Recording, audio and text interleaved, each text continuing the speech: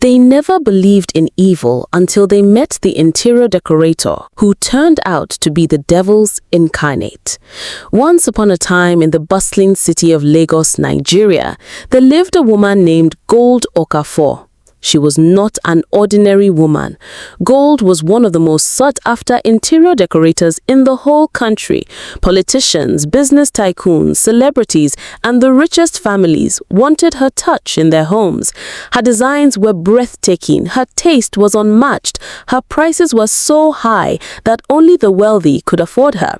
Whenever Gold stepped into a house, she transformed it into something out of a luxury magazine. Golden chandeliers, velvet curtains, imported rugs, scented candles, marble tables, and crystal lamps. Clients were always left in awe of her work, speechless, grateful, ready to recommend her to the entire world. But what they did not know was that Gold carried a very dark secret. For every house she decorated, she left behind an invisible gift. Sometimes it was a mirror, sometimes a statue, sometimes a chandelier, sometimes a picture frame. At first, it looked harmless, just another piece of decoration. But late in the night, after her staff had gone, Gold knelt alone in the house, whispering strange words into the chosen object. Words that filled it with a darkness so hungry, so ruthless, that no human mind could ever imagine. By the time the owners moved in, the darkness was already awake, waiting for the right time to strike. At first, everything seemed fine. The families lived happily in their new homes.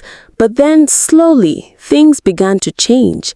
Tragedy followed. Pain entered. Marriages collapsed. Children fell sick. Dreams shattered.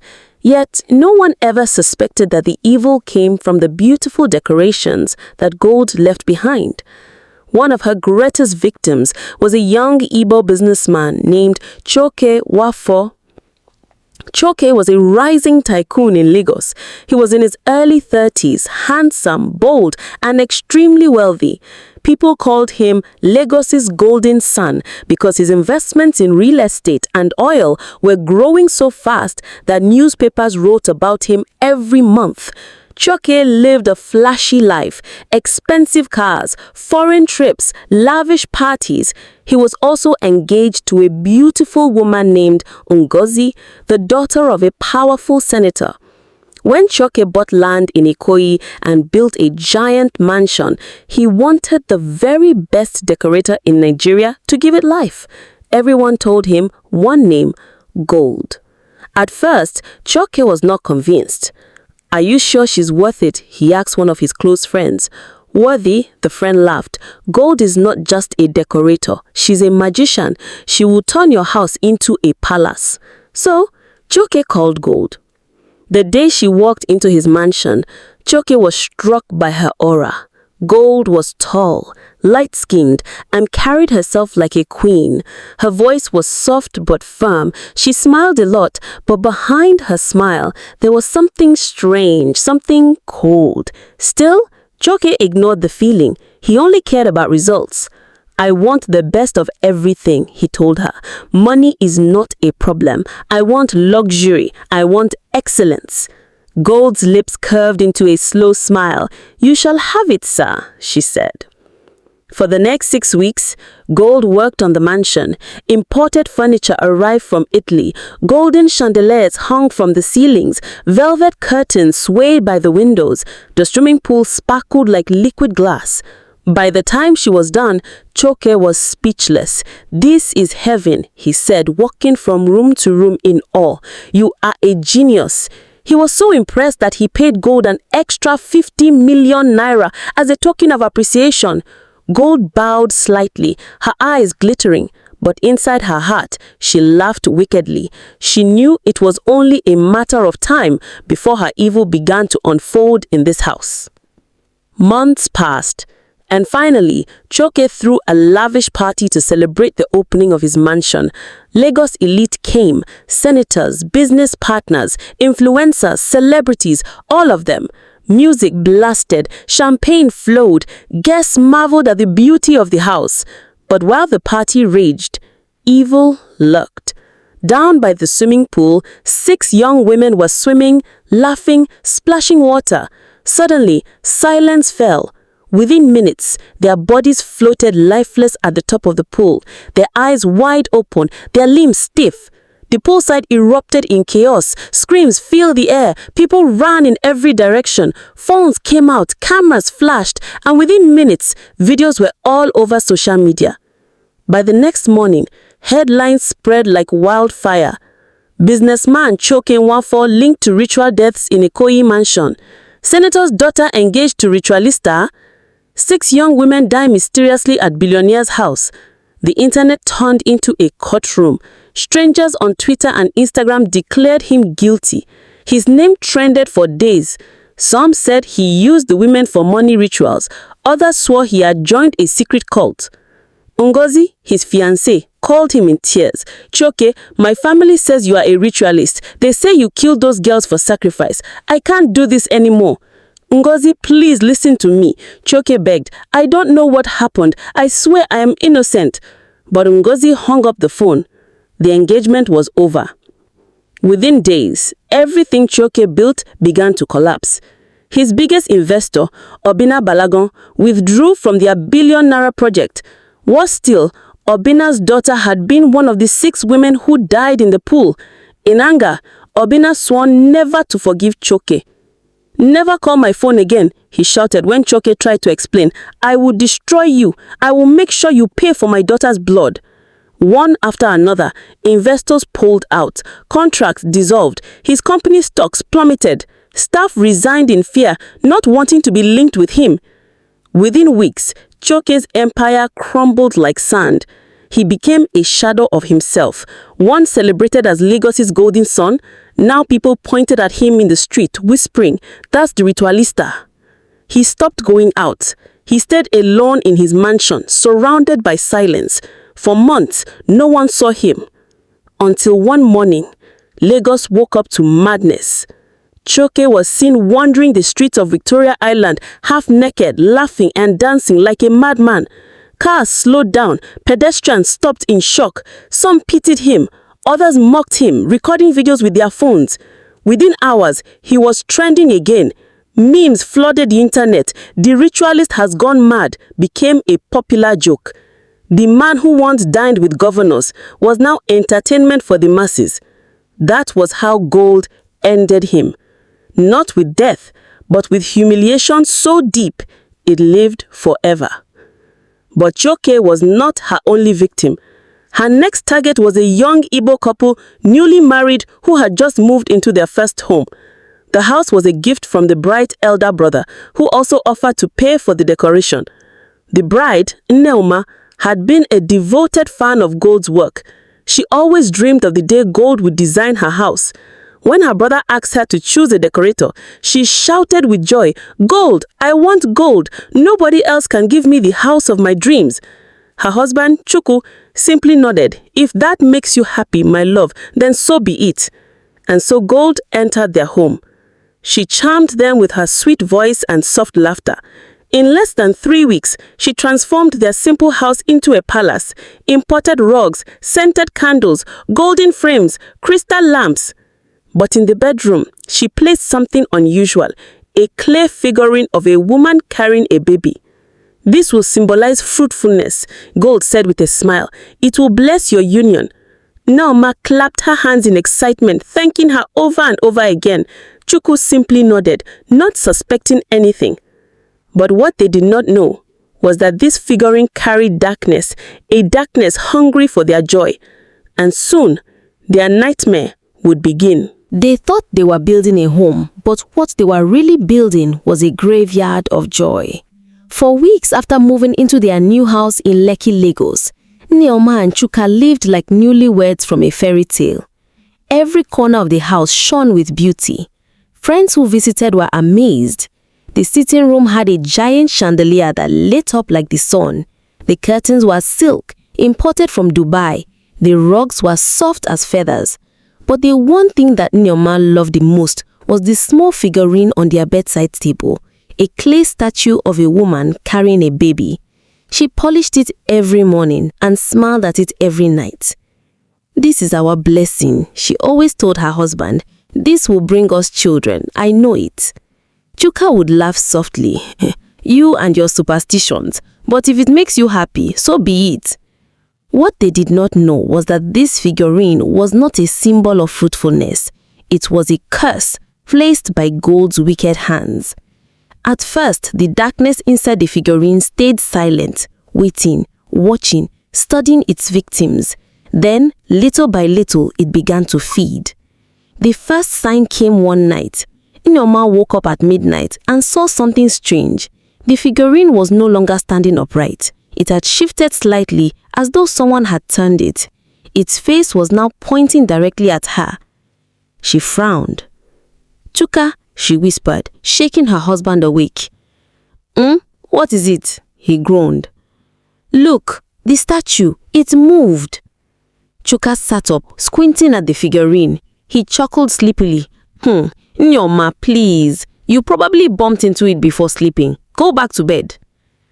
But Nneoma was not convinced. She knew she had polished it carefully that evening, leaving it upright.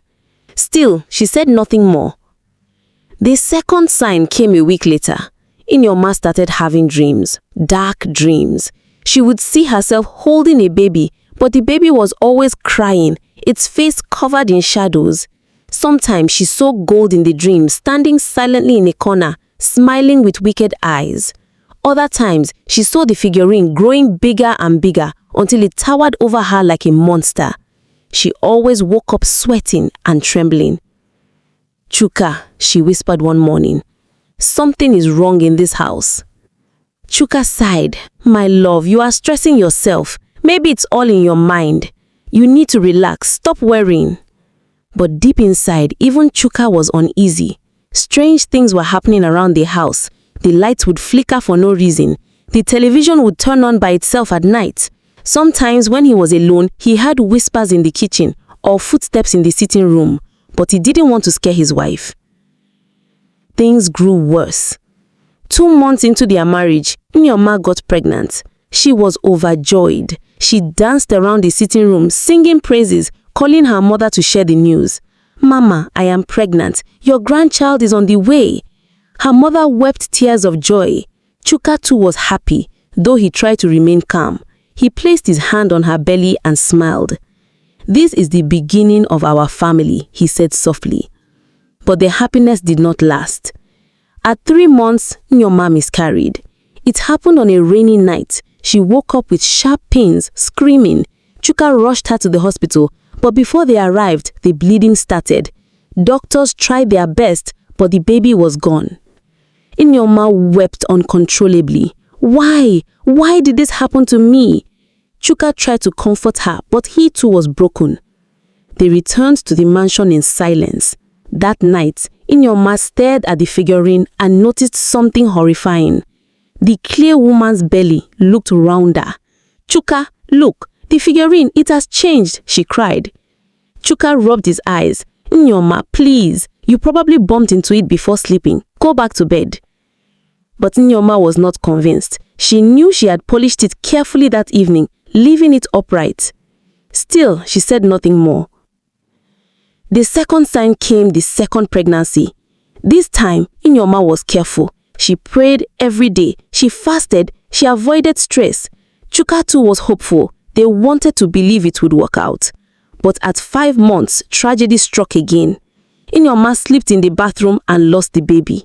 She screamed, rolling on the floor, blaming herself. Chuka carried her to the hospital, but once more they returned empty. When Nneoma came back, she looked at the figurine and nearly fainted. The clay woman now had 2 babies tied to her back. She screamed in terror, shaking her husband. "Chuka, open your eyes. Can you not see? The statue is stealing our children." Chuka looked. His face turned pale. For the first time, he too saw it. "This is not possible," he whispered. This is witchcraft." They both stared at the figurine in horror. That night, Nneoma begged her husband, "Let us throw it away. Let us burn it." Chuka nodded. They carried the figurine outside and threw it into the dustbin. But by morning, it was back on their bedside table. Nneoma collapsed in fear. From that day, Peace disappeared completely. They quarreled every day. Chuka blamed Nneoma for being too emotional. Nneoma blamed Chuka for bringing gold into their lives. "You and your obsession with wealth and beauty," she shouted one night. "You wanted a palace, now see what we got, curses." "And you," Chuka snapped, "you begged for gold, you wanted her, you thought she was a goddess, now see the goddess you brought." Their love turned to hatred, their marriage turned to a battlefield. Soon, Chuka began to spend nights outside claiming business meetings.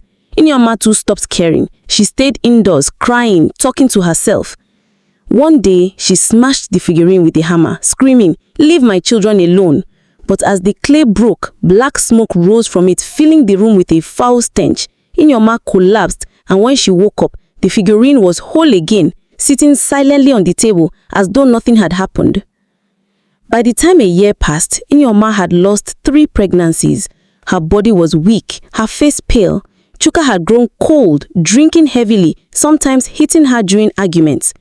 Neighbors began to whisper, family members began to interfere, and Gold, the evil decorator, watched from a distance, smiling. She had destroyed yet another family. But the story did not end there. One afternoon, Nneoma's younger sister, Amarachi, came to visit. She was a student at the University of Lagos, bold and outspoken. When she entered the bedroom and saw the figurine, she froze. "Where did you get this thing?" she asked sharply. Nneoma sighed. "It was part of the decoration. Gold gave it to us." Amarachi's eyes widened. "Gold? That woman is dangerous. I have heard things, very dark things. People say she's not ordinary. They say families fall apart after she decorates their houses." Nneoma shivered. "So, it's true?" Amarachi nodded. "Yes, and I think this figurine is the key. This thing is evil." That was the day they decided to fight back, but the war with gold was only just beginning. The night Amarachi told her sister the truth was the night Nneoma realized she had been living with the devil. "Gold is not just a decorator," Amarachi whispered, looking around the room as though someone could hear them. "She is using her decorations to destroy families. People are talking about her in campus groups. Some call her the Witch of Lagos." Nneoma trembled. "But why us? Why me?" "Because she needs victims," Amarachi said firmly. "Your babies were never lost. They were taken." Nneoma gasped, her hand covering her mouth. "Taken? Where?" Amarachi pointed at the figurine. "Into this thing. She is feeding on your womb. The more children you lose, the stronger she becomes." Nneoma's knees buckled. She fell onto the bed sobbing. Amarachi held her hand. "We have to fight back," Amarachi said. "We cannot sit and watch her destroy you." That night, Amarachi insisted they call their family pastor, Pastor Uche, a man known for prayer and boldness. Chuka resisted at first. He had grown too cold, too hopeless. "Pastors cannot solve this," he said bitterly. "We are cursed. Nothing will change it." But Amarachi was stubborn. She called the pastor herself. The next day, Pastor Uche arrived at the mansion. He was a tall man with kind eyes but a commanding presence. When he stepped into the bedroom and saw the figurine, his face hardened. "This is not ordinary," he said quietly. "This is a demonic object. You should never have allowed it into your house." Nneoma cried. "We didn't know. We thought it was decoration." Pastor Uche nodded. "That is how the enemy works. He hides in beauty. He hides in gifts. But do not fear. We will fight." He asked them all to fast and pray for 3 days. During those days, the house became restless. At night, doors slammed on their own. The figurine moved from one place to another.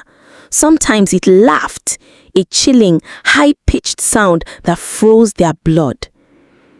On the second night of fasting, Nneoma had a vision.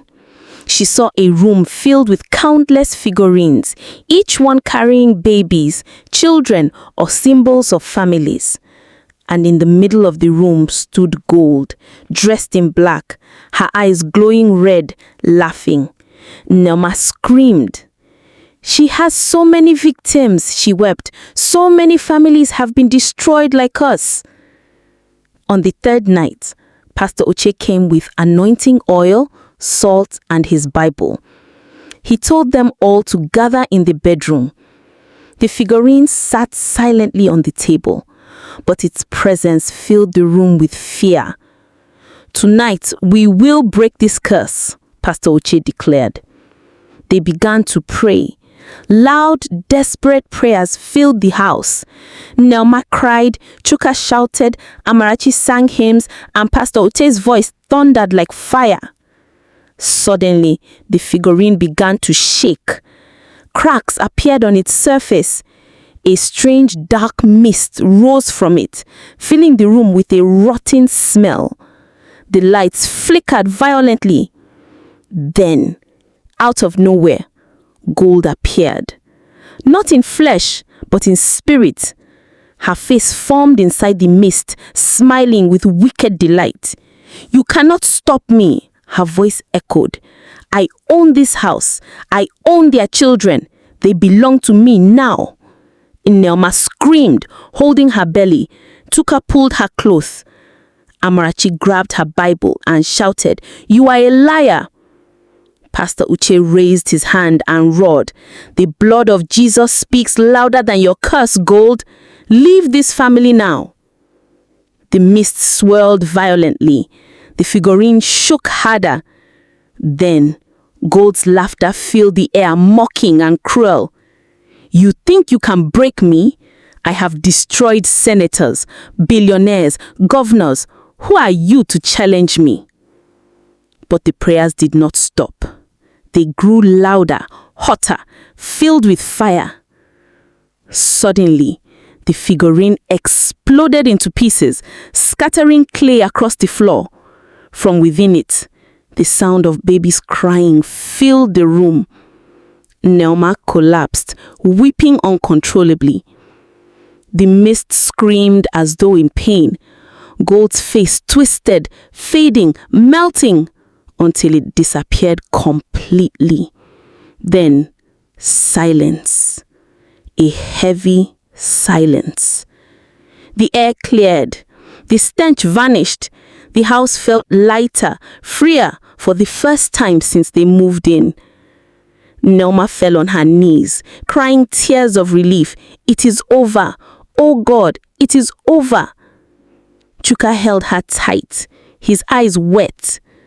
For months, he had been broken, bitter, angry. But now he felt something new. Hope. Pastor Ute wiped sweat from his forehead. "The battle is not completely over. She will try again, but you must be strong in prayer. Do not allow her back into your lives." The family thanked him. That night, they slept in peace for the first time. But Gold was not truly gone. Across Lagos, in her luxurious office in Victoria Island, Gold sat in front of a mirror. She looked at her own reflection and smiled faintly. So, they broke one figurine. So what? There are hundreds more across this city. Hundreds of families still under my hand. She leaned closer to the mirror, her eyes glittering. "I am Gold. I am eternal, and Lagos belongs to me." Then her reflection flickered and vanished. Back in Lekki, months passed. Nelma conceived again. This time, she carried the pregnancy full term. She gave birth to a healthy baby boy. The whole family rejoiced, dancing, singing, and praising God. But deep inside, Nelma never forgot the nightmare. Whenever she saw a new house in Lagos decorated by gold, her heart trembled. She knew the battle was not just hers. Gold was still out there, hunting other families, hiding behind beauty, waiting for her next victims. And so the legend of Gold, the devil's decorator, spread across Lagos. Some dismissed it as rumor, some laughed at it, but those who had seen her work, those who had lost everything they knew the truth. Gold was still walking among them, and she was not done.